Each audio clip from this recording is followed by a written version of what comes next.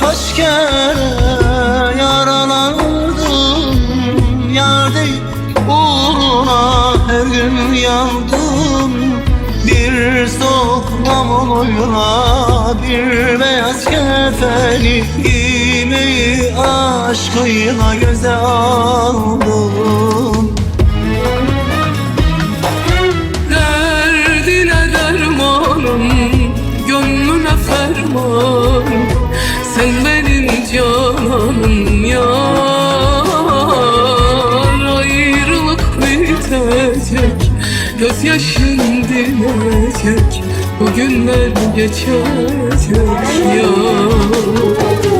Derdime dermanım, gönlüme ferman, ey canım cananım gel.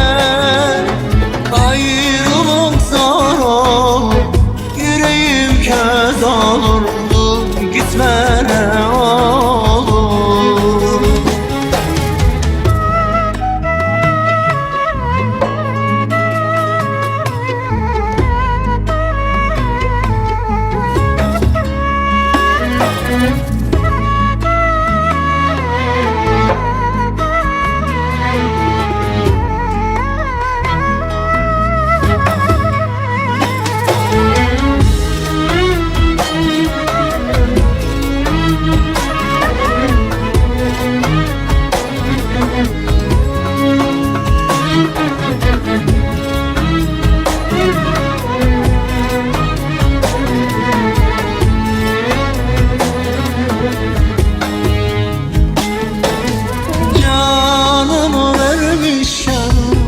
Ben aşkın için terk edip de gittim, sevdiğim için her gece ağlarım, elimde resmin. Geri dön çarem o, Allah onun için. Derdine dermanım, gönlüne ferman, sen benim cananım yar.